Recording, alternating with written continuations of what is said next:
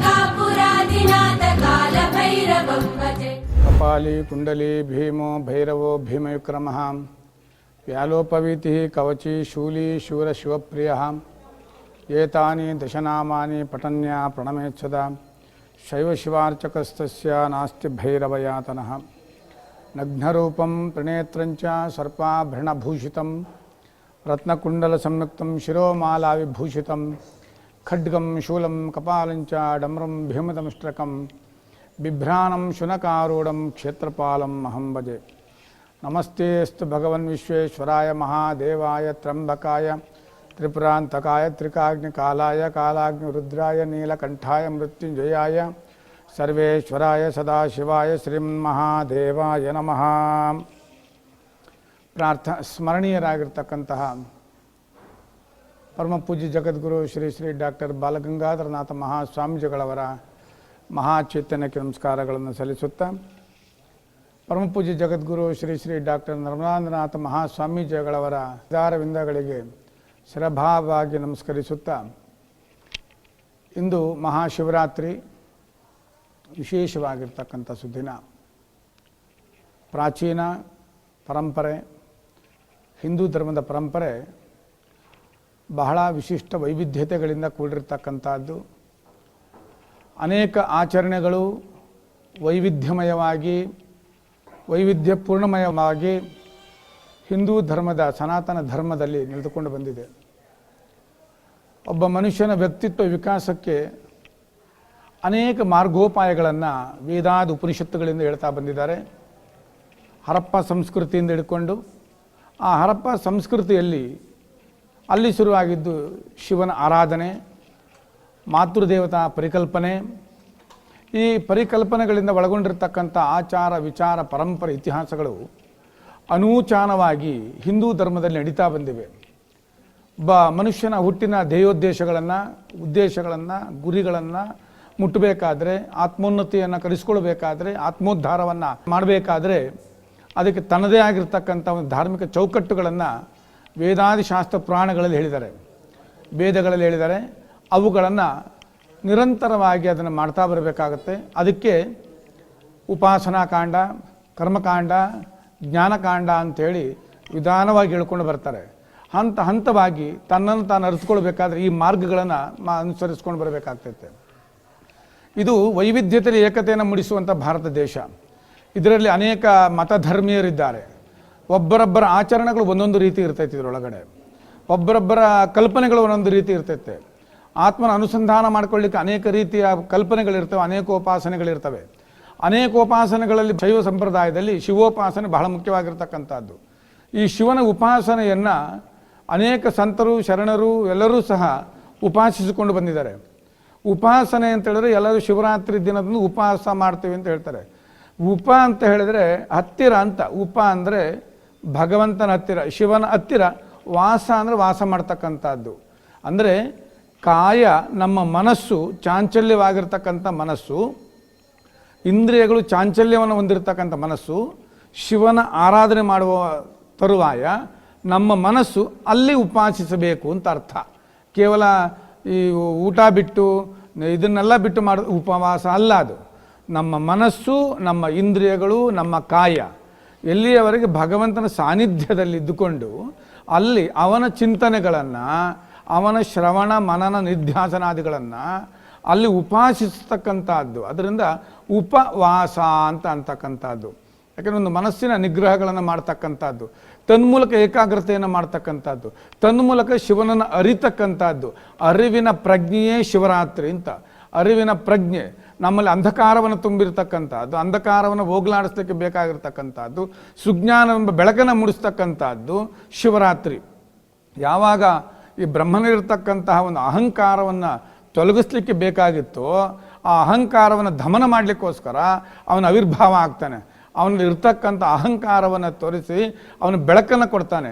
ಆ ರೀತಿ ಆ ಬೆಳಕು ನಮ್ಮ ಇಡೀ ಹಿಂದೂ ಧರ್ಮದಲ್ಲಿ ಬಹಳ ಎಲ್ಲರೂ ನಂಬಿಕೆಯ ದ್ಯೋತಕವಾಗಿರ್ತಕ್ಕಂಥದ್ದು.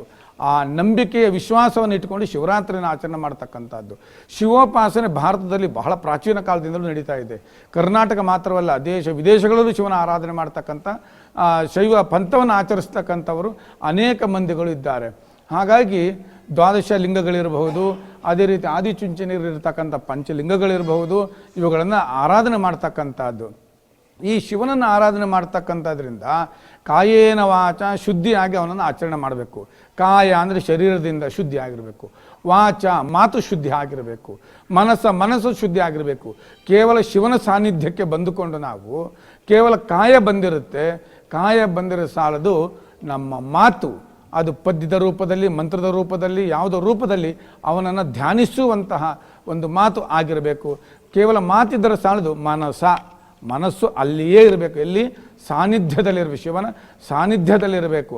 ಅದರಿಂದ ಕಾಯ ವಾಚ ಮನಸ್ಸ ಮೂರು ತ್ರಿಕರಣಪೂರ್ವಕವಾಗಿ ಶುದ್ಧಿಯನ್ನು ಇರಬೇಕಂದ್ರೆ ಸತ್ವರಜ ತಮಗಳಿಂದ ಕೂಡಿರ್ತಕ್ಕಂಥ ಶಿವ. ಆ ಶಿವನನ್ನು ಆರಾಧನೆ ಮಾಡಬೇಕಾದ್ರೆ ಅವನ ಅನುಗ್ರಹ ಭಾಳ ಬೇಕಾಗ್ತಿರ್ತಕ್ಕಂಥದ್ದು. ಅನೇಕ ಜನ್ಮದ ಪಾಪ ಕರ್ಮಗಳನ್ನು ತೊಲಗಿಸ್ತಕ್ಕಂಥವನು ಶಿವ. ಆ ಶಿವನನ್ನು ಮುಂದೆ ಬಿಲ್ವದಳದಿಂದ ಅವನಿಗೆ ಪ್ರಿಯವನ್ನಾಗಿ ಮಾಡಬಹುದು. ತ್ರಿದಳಂ ತ್ರಿಗುಣಾಕಾರಂ ತ್ರಿನೇತ್ರಂ ಛತ್ರಯಾಯುಧಂ ತ್ರಿಜನ್ಮ ಪಾಪ ಸಂಹಾರಂ ಏಕಬಿಲ್ವಂ ಶಿವಾರ್ಪಣಂ ಅಂತ ಹೇಳ್ತಾರೆ. ಅಂದರೆ ಒಂದು ಕಾಯ ವಾಚ ಮನಸ ಮೂರು ರೀತಿ ಪಾಪಗಳನ್ನು ಮನುಷ್ಯ ಮಾಡ್ತಾನೆ. ಕಾಯೇನ ವಾಚ ಮನಸ ಮೂರು ರೀತಿ ಪಾಪಗಳನ್ನು ಮನುಷ್ಯ ಮಾಡ್ತಾ ಇರ್ತಾನೆ. ಆದ್ದರಿಂದ ಈ ಪಾಪಗಳ ಪರಿಹಾರಕ್ಕೋಸ್ಕರ ಶಿವನ ಆರಾಧನೆ ಮತ್ತು ಜನ್ಮಾಂತರದಲ್ಲಿ ಮಾಡಿರ್ತಕ್ಕಂಥ ಪೂರ್ವ ಜನ್ಮ ಕೃತಂ ಪಾಪಂ ವ್ಯಾಧಿರೂಪೇಣ ಬಾಧತೆ ಅಂತ ಹೇಳ್ತಾರೆ. ವ್ಯಾಧಿ ರೂಪದಲ್ಲಿ ಬಂದಿರತಕ್ಕಂಥ ಬಾಧೆಗಳನ್ನು ನಿವಾರಣೆ ಆಗಬೇಕು ಅಂತ ಹೇಳಿದ್ರೆ ತ್ರಿದಳಂ ತ್ರಿಗುಣಾಕಾರಂ, ಆ ತ್ರಿಗುಣಾಕಾರಗಳನ್ನು ಇರ್ತಕ್ಕಂಥವನು ಮತ್ತು ಜೊತೆಗೆ ಶಿವನಿಗೆ ಮೂರು ಕಣ್ಣು ವಿಶೇಷ ಅಂತ ಹೇಳ್ತಾರೆ. ಮೂರು ಕಣ್ಣು ಉಳ್ತಕ್ಕಂಥವನು ಶಿವ. ಅದರಿಂದ ಮೂರು ಕಾಯ, ಮೂರು ಜನ್ಮದ ಪಾಪ ಮತ್ತು ಅನೇಕ ಜನ್ಮದ ಪಾಪ, ತ್ರಿದಳಂ ತ್ರಿಗುಣಾಕಾರಂ ತ್ರಿನೇತ್ರಂ ಛತ್ರಯಾಯುಧಂ ತ್ರಿಜನ್ಮ ಪಾಪ ಸಂಹಾರಂ, ಮೂರು ಜನ್ಮಗಳಲ್ಲಿ ಮಾಡಿರ್ತಕ್ಕಂಥ ಪಾಪ ಪರಿಹಾರ ಯಾವುದರಿಂದ ಆಗುತ್ತೆ ಅಂದರೆ ಕೇವಲ ಒಂದೇ ಒಂದು ಬಿಲ್ವ ಪತ್ರವನ್ನು ಶಿವನ ಸಾನ್ನಿಧ್ಯಕ್ಕೆ ಅರ್ಪಿಸೋದ್ರಿಂದ ಅವನ ಎಲ್ಲ ಪಾಪಗಳು ಪರಿಹಾರ ಅಂತ ಹೇಳ್ತಾರೆ. ಶಿವನ ಒಂದು ವಿಶೇಷತೆಯ ಪರಿಕಲ್ಪನೆ ಒಂದು ದಿನದಲ್ಲಿ ಮುಗಿಯುವಂಥ ವಿಚಾರಗಳಲ್ಲ. ಯಾಕೆಂದರೆ ನಮ್ಮ ಒಂದು ಸನಾತನ ಧರ್ಮ ಬಹಳ ಪ್ರಾಕಾಮ್ಯವಾಗಿರ್ತಕ್ಕಂಥದ್ದು, ಭಾಳ ಅನಂತವಾಗಿರ್ತಕ್ಕಂಥದ್ದು, ಅನೇಕ ಉಪಾಸನೆಗಳಿಂದ ಅನೇಕ ಒಂದು ಅನುಸಂಧಾನವನ್ನು ಮಾಡಿಕೊಂಡಿರ್ತಕ್ಕಂಥದ್ದು ಶಿವೋಪಾಸನೆ. ಅದರಿಂದ ಒಂದು ದಿನದಲ್ಲಿ ಹೇಳಿ ಮುಗಿಯುವಂಥ ಶಿವತತ್ವ ಶಿವನ ಸಂದೇಶ ಅಲ್ಲ. ಆದರೆ ಶೈವ ಸಂಪ್ರದಾಯದಲ್ಲಿ ಬಹಳ ವಿಶೇಷವಾಗಿ ಜಾಗರಣೆ ಮೂಲಕ ಆಚರಿಸ್ಕೊಂಡು ಬರ್ತಾರೆ. ಉಪವಾಸ ಅಂತ ಹೇಳಿದ್ರೆ ದೇವರ ಸಾನ್ನಿಧ್ಯದಲ್ಲಿ ಕೂತು ವಾಸ ಮಾಡ್ತಕ್ಕಂಥದ್ದು, ಜಾಗರಣೆ ಅಂತ ಹೇಳ್ತಾರೆ. ಅಂದರೆ ಕೇವಲ ನಿದ್ದೆಯಿಂದ ಹೊರಗೆ ಬರ್ತಾ ಅದು ಅಂತ ಅಲ್ಲ. ಜಾಗರಣೆ ಅಂತ ಹೇಳಿದ್ರೆ ನಮ್ಮ ಎಲ್ಲ 5 ಇಂದ್ರಿಯಗಳೇನಿದಾವಲ್ಲ, ಆ 5 ಕರ್ಮೇಂದ್ರಿಯ, 5 ಜ್ಞಾನೇಂದ್ರಿಯಗಳು ಇವೆಲ್ಲವೂ ಸಹ ಇವೆಲ್ಲ ಜಾಗೃತ ಅವಸ್ಥೆಯಲ್ಲಿರಬೇಕು ಅಂತ. ಆ ಜಾಗೃತ ಅವಸ್ಥೆಯಲ್ಲಿ ಒಂದು ರೀತಿಯಲ್ಲಿ ಶಿವರಾತ್ರಿಯಲ್ಲಿ ಸಂಸ್ಕಾರವನ್ನು ಕೊಡುವಂಥ ನಿಟ್ಟಿನಲ್ಲಿ ಹೋಗಬೇಕು ಅಂತ. ಕಣ್ಣು ಶಿವನ ಸಾನ್ನಿಧ್ಯದಲ್ಲಿರಬೇಕು, ಮಾತು ಶಿವನ ಮಾತಾಡಬೇಕು, ಕಿವಿ ಶಿವನನ್ನು ಕೇಳಬೇಕು, ಶರೀರ ಶಿವನನ್ನು ಕೇಳಬೇಕು, ಕೈ ಶಿವನ ಸಾನ್ನಿಧ್ಯವನ್ನು ಅರ್ಚಿಸಬೇಕು.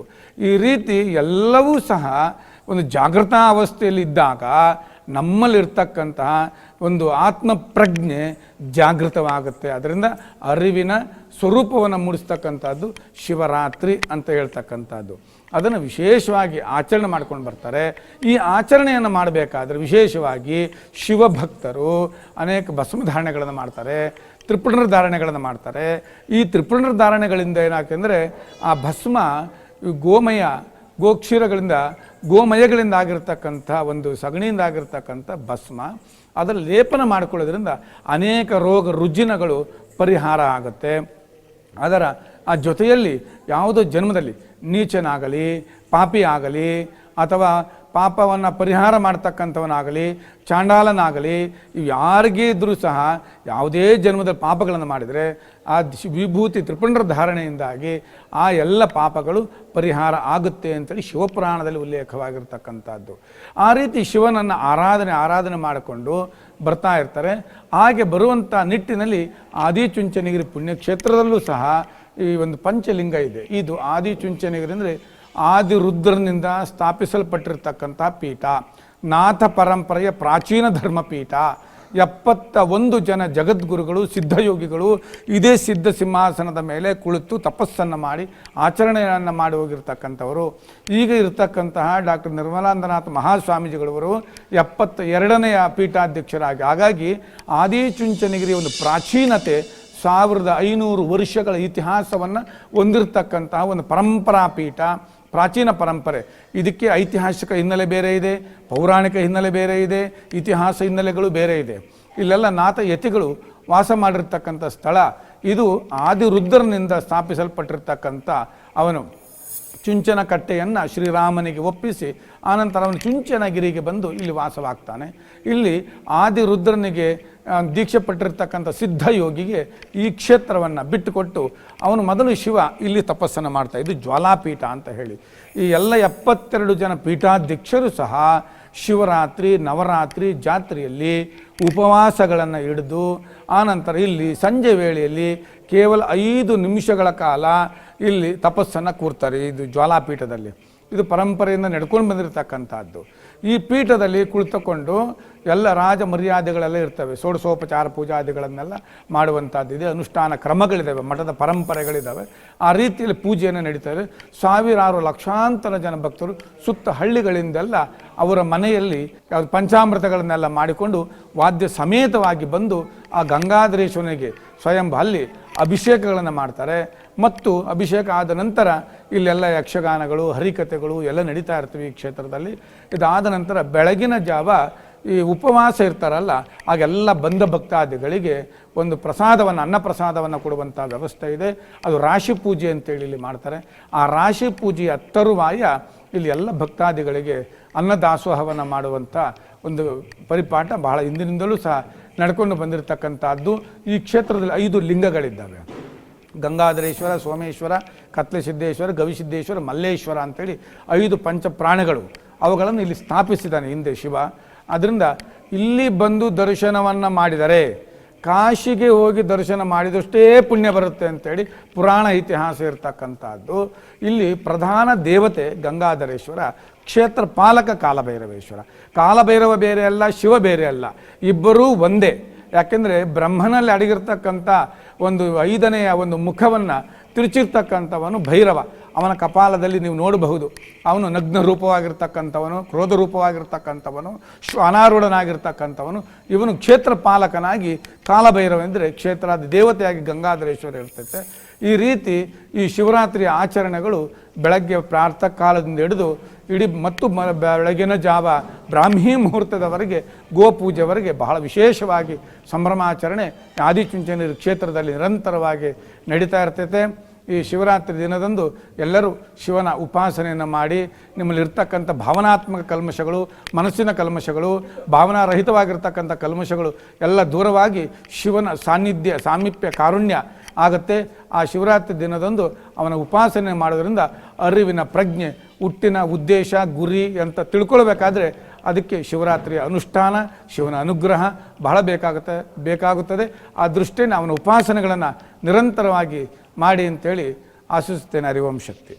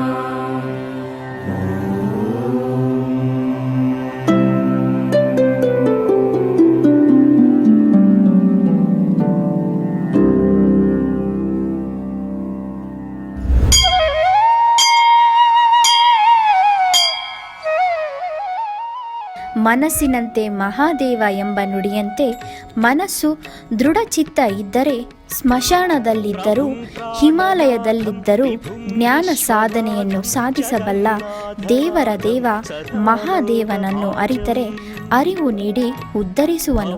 ನಾನು ನನ್ನದು ಎಂಬುದು ಬಿಟ್ಟು ಭಕ್ತಿ, ಜ್ಞಾನ, ವೈರಾಗ್ಯದಿಂದ ಶಿವನನ್ನರಿಯಬೇಕು.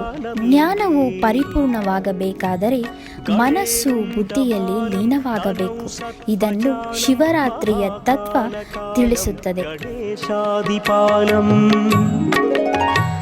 ಜಟಾಚೂಟಗಂಗೋತ್ತರಂ ಗೈರ್ವಿಶಿಷ್ಯಂ ಶಿವಂ ಶಂಕರಂ ಶಂಭುಮೀಶಾನಮೀಡೇ ಮುದಾಮಾಕರಂ ಮಂಡನಂ ಮಂಡಯಂತಂ ಮಹಾಮಂಡಲಂ ಭಸ್ಮಭೂಷಾಧರಂತಂ ಅನಾದಿಂ ಹ್ಯಪಾರಂ ಮಹಾಮೋಹಮಾರಂ ಶಿವಂ ಶಂಕರಂ ಶಂಭುಮೀಶಾನಮೀಡೇ ವಟಾಧೋ ನಿವಾಸಂ ಮಹಾಟ್ಟಾಟ್ಟಹಾಸಂ ಮಹಾಪಾಪನಾಶಂ ಸದಾ ಸುಪ್ರಕಾಶಂ ಗಿರೀಶಂ ಗಣೇಶಂ ಸುರೇಶಂ ಮಹೇಶಂ ಶಿವಂ ಶಂಕರಂ ಶಂಭುಮೀಶಾನಮೀಡೇ ಗಿರೀಂದ್ರಾತ್ಮಜಾ ಸಂಗೃಹೀತಾರ್ಧದೇಹಂ ಗಿರೌ ಸಂಸ್ಥಿತಂ ಸರ್ವದಾ ಪನ್ನಗೇಹಂ ಪರಬ್ರಹ್ಮ ಬ್ರಹ್ಮಾದಿಭಿರ್ವಂದ್ಯಮಾನಂ ಶಿವಂ ಶಂಕರಂ ಶಂಭುಮೀಶಾನಮೀಡೇ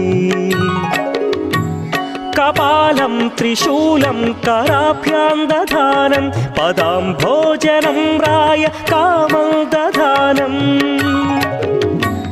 ವಲಿವರ್ಧಯಾನಂ ಸುರಾಣಾಂ ಪ್ರಧಾನಂ ಶಿವಂ ಶಂಕರಂ ಶಂಭುಮೀಶಾನಮೀಡೇ ಶರಚ್ಚಂದ್ರಗಾತ್ರಂ ಗಣಾನಂದಪಾತ್ರಂ ತ್ರಿನೇತ್ರಂ ಪವಿತ್ರಂ ಧನೇಶಸ್ಯ ಮಿತ್ರಂ अपर्णाकळत्रं सदा सच्चरित्रं शिवं शङ्करं शम्भुमीशानमीडे हरं सर्पहारं चिताभूविहारं भवं वेदसारं सदा निर्विकारम् श्मशाने वसन्तं मनोजं दहन्तं शिवं शङ्करं शम्भुमीशानमीडे स्वयं यः प्रभाते नरः शूलपाणे पठे स्तोत्ररत्नं गृह प्राप्य रत्नम् सुपुत्रं सुधान्यं सुमित्रं कळत्रं विचित्रैः समाराध्य मोक्षं प्रयाति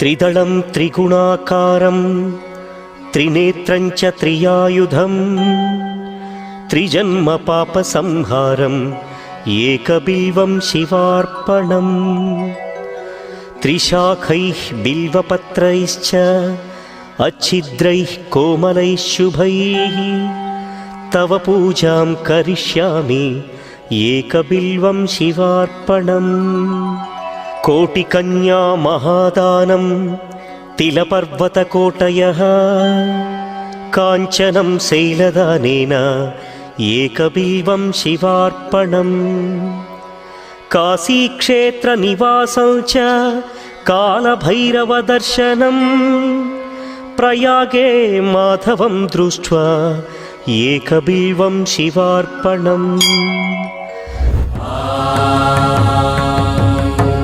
त्र्यम्बकं यजामहे सुगन्धिं पुष्टिवर्धनम् उर्वारुकमिव बन्धनान् मृत्योर्मुक्षीयमामृतात् त्र्यम्बकं यजामहे सुगन्धिं पुष्टिवर्धनम् उर्वारुकमिव बन्धनान् मृत्योर्मुक्षीयमामृतात् सुगन्धिं पुष्टिवर्धनम् उर्वारुकमिव बन्धनान् मृत्योर्मुक्षीयमामृतात्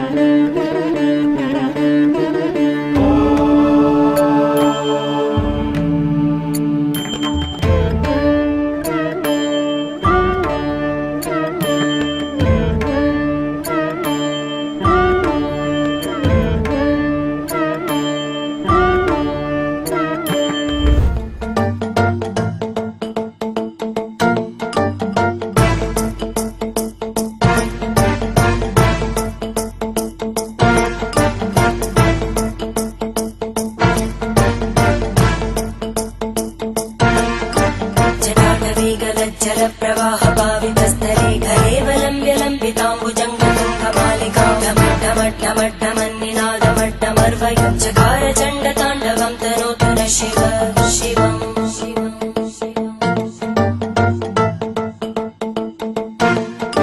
जटाकटाह सम्भ्रमभ्रमन्निलिम्पनिर्जरी विलोलवीचिवल्लरी विराजमानमूर्धनि धगद्धगद्धगज्ज्वलल्ललाटपट्टभावके किशोरचन्द्रशेखरे रतिप्रदक्षिणम्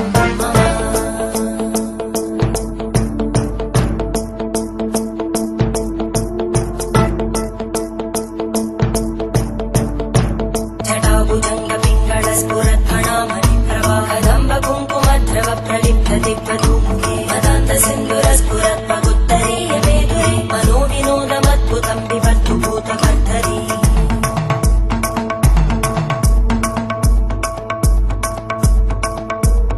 ॐ नमः शिवाय।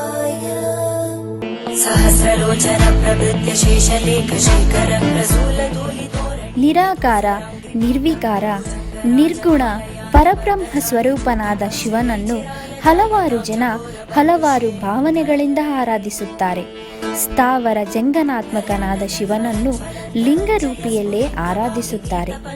ಲಿಂಗದ ಉಗಮ ಹೇಗಾಯಿತು ಎಂಬ ತರ್ಕ ಅನೇಕರಲ್ಲಿ ಹಲವು ಭಾವನೆಯ ಸ್ತರದಲ್ಲಿ ಬೇರೆ ಬೇರೆ ರೀತಿಯಲ್ಲಿ ಬಿಂಬಿಸಿದರೂ ಯದ್ಭಾವಂ ತದ್ಭವತಿ, ಅವರವರ ಭಾವನೆ ಮನೋಭಿಲಾಷೆಗೆ ತಕ್ಕಂತೆ ಒಲಿಯುವನು.